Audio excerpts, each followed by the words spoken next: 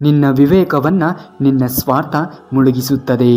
ಮನುಷ್ಯನ ವಿವೇಕವೇ ಒಂದು ದೊಡ್ಡ ಐಶ್ವರ್ಯ. ಸ್ವಾರ್ಥ ಮನೋಭಾವದ ಮನಸ್ಸು ಧೂಳು ಮುಸುಕಿದ ಕನ್ನಡಿಯಂತೆ.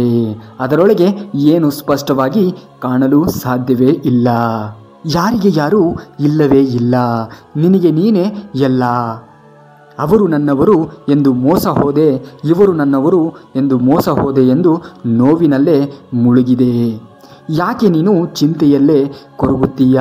ನಿನ್ನ ಜೀವನದಲ್ಲಿ ಬರುವ ಪ್ರತಿಯೊಬ್ಬ ವ್ಯಕ್ತಿಯೂ ಕೂಡ ಬಂದು ನಿನಗೆ ಪಾಠವನ್ನು ಕಲಿಸಲು ಮಾತ್ರ ಬರುತ್ತಾರೆ ಅನ್ನೋದನ್ನು ನೀನು ಯಾವತ್ತಿಗೂ ಕೂಡ ಮರೆಯಬೇಡ.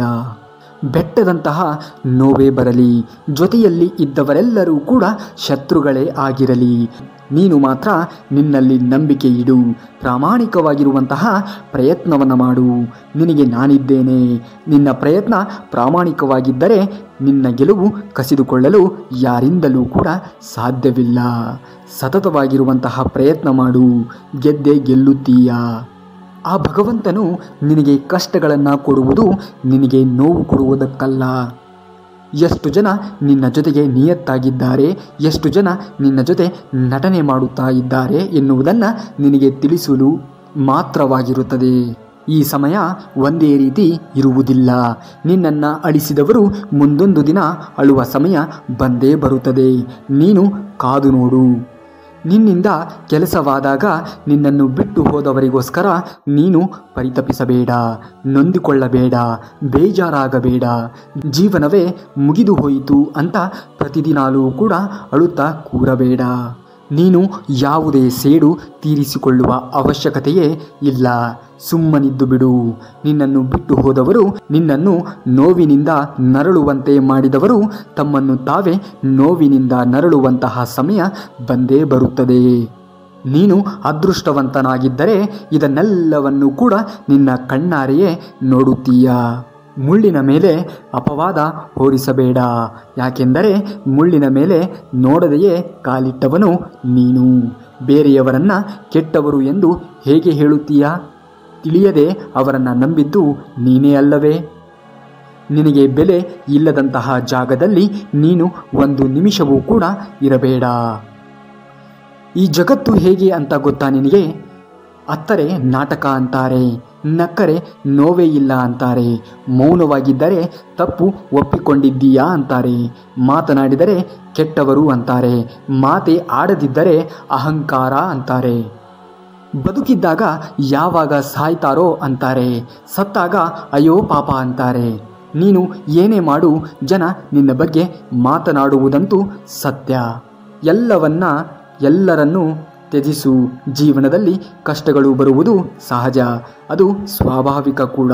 ಅದು ಯಾರನ್ನೂ ಕೂಡ ಬಿಟ್ಟಿಲ್ಲ, ಬಿಡುವುದೂ ಕೂಡ ಇಲ್ಲ.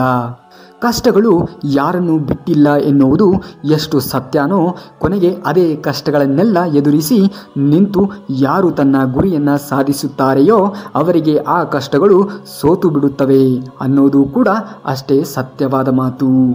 ಪದೇ ಪದೇ ನಿಮಗೆ ಕಷ್ಟಗಳು ಬರ್ತಾ ಇದ್ದರೆ ನಿಮ್ಮ ಹಣೆ ಬರಹ ಸರಿಯಿಲ್ಲ ಅಂತ ಅಲ್ಲ.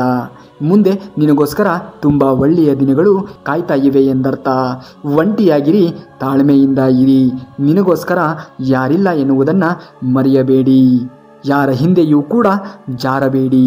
ನಾವೇ ಬೇಕು ಅನ್ನೋರು ಬರಲಿ, ಬೇಡ ಅನ್ನೋರು ಬಿಟ್ಟು ಹೋಗಲಿ. ಜೀವನದಲ್ಲಿ ಯಾವುದೂ ಶಾಶ್ವತವಲ್ಲ.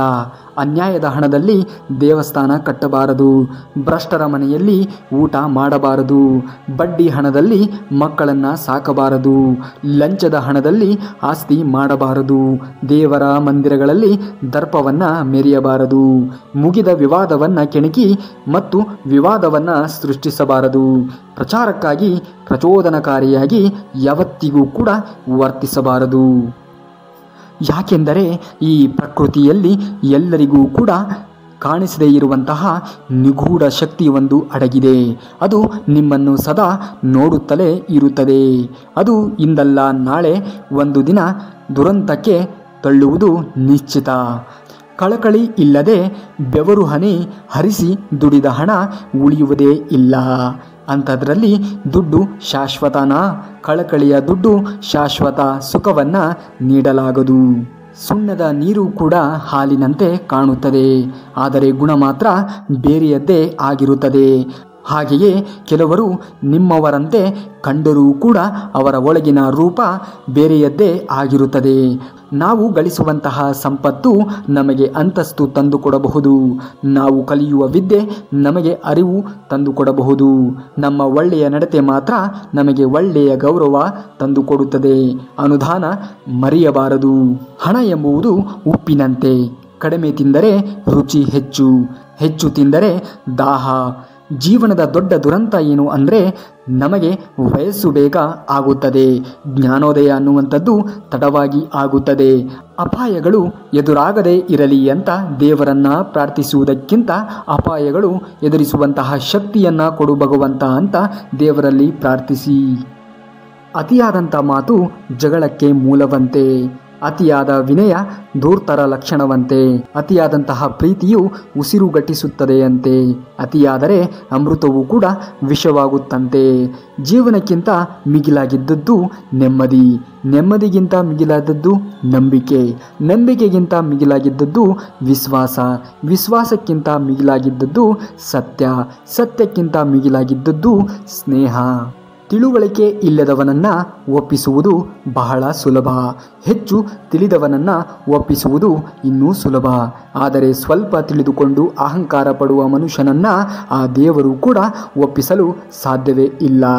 ಮನುಷ್ಯ ಸುಂದರವಾಗಿ ಕಾಣುವುದು ತನ್ನ ರೂಪದಿಂದ, ರೂಪ ಸುಂದರವಾಗಿ ಕಾಣುವುದು ಸದ್ಗುಣಗಳಿಂದ, ಸದ್ಗುಣಗಳು ಸುಂದರವಾಗಿ ಕಾಣುವುದು ಜ್ಞಾನಗಳಿಂದ, ಜ್ಞಾನ ಸುಂದರವಾಗಿ ಕಾಣುವುದು ಕ್ಷಮೆಯಿಂದ. ಕ್ಷಮಾಗುಣ ಇಲ್ಲದಿದ್ದರೆ ಮನುಷ್ಯನ ರೂಪಗುಣ ಎನ್ನುವಂಥದ್ದು ಎಲ್ಲವೂ ಕೂಡ ಜ್ಞಾನ ಗುಣ ಎಲ್ಲವೂ ವ್ಯರ್ಥವಿದ್ದಂತೆ. ನಾವು ಪ್ರೀತಿ ಮಾಡುವಂತಹ ವ್ಯಕ್ತಿಗೆ ನಮಗೋಸ್ಕರ ಸಮಯ ನೀಡು ಎಂದು ಬಲವಂತವಾಗಿ ಕೇಳಬಾರದು. ಯಾಕೆಂದರೆ ನಿಜವಾಗಿಯೂ ಕೂಡ ನಮ್ಮನ್ನು ಪ್ರೀತಿಸುವವರು ಹೇಗಾದರೂ ಮಾಡಿ ಸಮಯವನ್ನು ಮಾಡಿಕೊಂಡು ನಮ್ಮ ಜೊತೆ ಮಾತನಾಡಿಯೇ ಮಾತನಾಡುತ್ತಾರೆ. ಇದುವೇ ನಿಜವಾಗಿರುವಂತಹ ಪ್ರೀತಿ.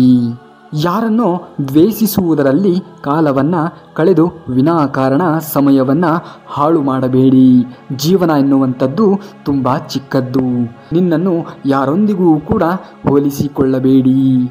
ನಾಳೆ ಚಿಂತೆಯನ್ನು ಬಿಟ್ಟು ಬಿಡಿ.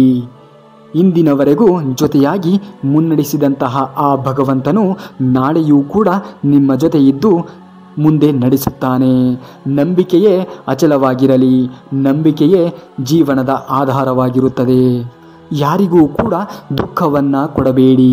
ಯಾಕೆಂದರೆ ಕೊಟ್ಟಿರುವಂತಹ ಯಾವುದೇ ವಸ್ತು ಆಗಲಿ ಅಥವಾ ದುಃಖವೇ ಆಗಲಿ ಮುಂದಿನ ದಿನಗಳಲ್ಲಿ ಅದು 1000 ಪಟ್ಟು ನಿಮಗೆ ಮರಳಿ ಬರುತ್ತದೆ ಎನ್ನುವುದನ್ನು ಯಾವತ್ತಿಗೂ ಕೂಡ ಮರೆಯಬೇಡಿ.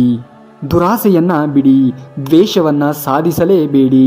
ಇತರರ ಏಳಿಗೆಯನ್ನು ಕಂಡು ಅಸೂಯೆಯಂತೂ ಪಡಲೇಬೇಡಿ. ಇದರಿಂದ ನಿಮಗೆ ನೋವುಗಳೇ ಹೊರತು ಸಂತೋಷ ಎಂದಿಗೂ ಕೂಡ ಸಿಗುವುದೇ ಇಲ್ಲ.